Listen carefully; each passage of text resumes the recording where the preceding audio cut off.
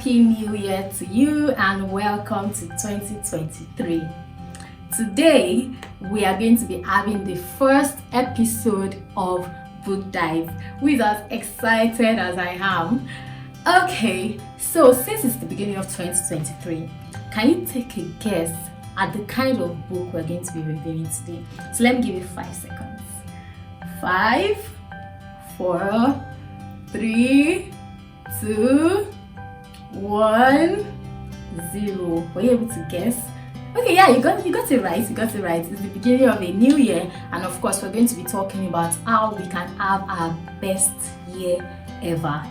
And the title of the book we are going to be reviewing is Your Best Year Ever by Michael Hyatt.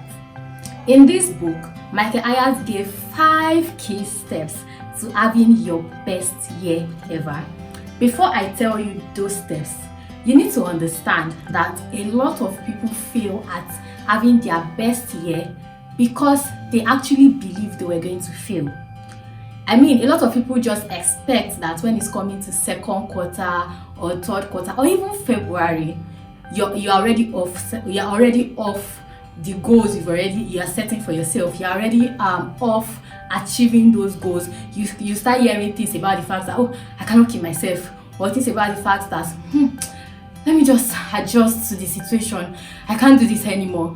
A lot of people even believe that they are not going to achieve their goals before they even start implementing those goals. And you need to understand that for you to achieve your goals, there are some things you need to understand, like the fact that your life is multifaceted. There are different aspects of your life. There's the career path, there's the spirituals, there's the physical, there's the psychological, there's the one that has to do with education, there's one that has to do with family. So you need to understand that your life is multifaceted, and each phase of your life, each aspect of your life are interconnected. So you need to always set goals around each of these parts. These are some things that Michael Hyatt mentioned at the beginning of Your Best Year Ever. So now, let me tell you the 5 steps he gave for having your best year ever. The first is that you should believe the possibility. Don't try to guess what that really means, because I'm going to dive into each of these steps.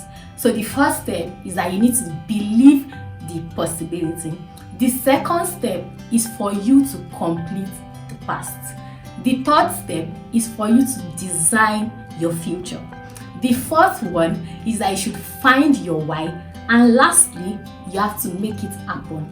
So now, let's dive into each of these steps and see what it's really all about. Stay tuned. The first step is that you have to believe the possibility. If you remember what I said earlier, I said the fact that a lot of people believe they are not going to achieve their goals even from the beginning of the year. And honestly, you have to understand that your beliefs turn to your reality. They are even your reality. So the first step to achieving your best year ever is for you to believe the possibility of that best year that you have in your mind. When a year is starting, you have something in your mind.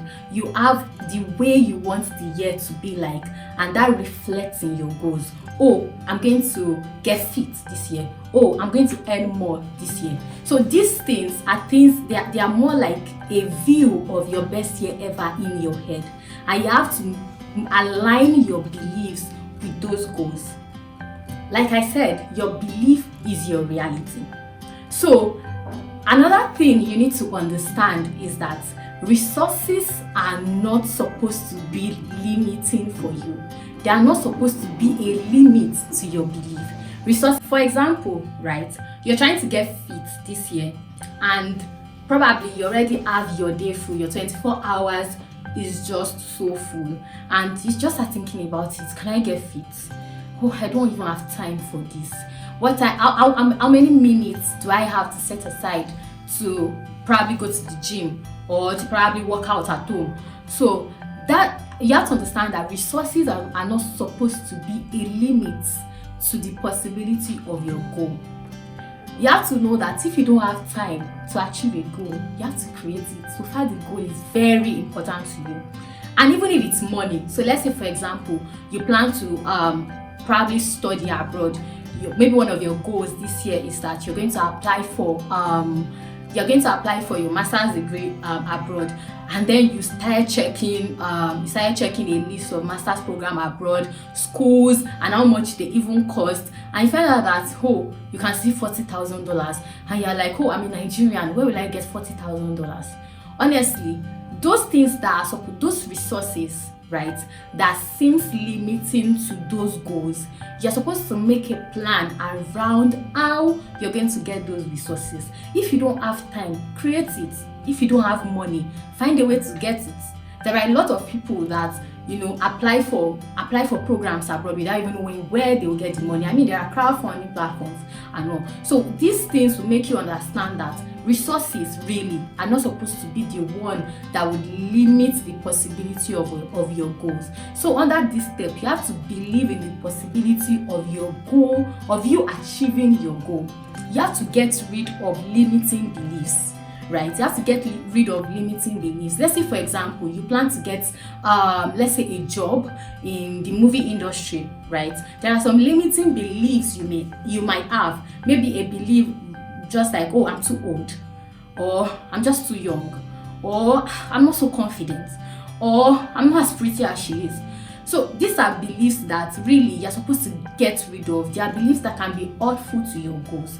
So let me repeat it again. For you to have your best year ever, you have to believe the possibility.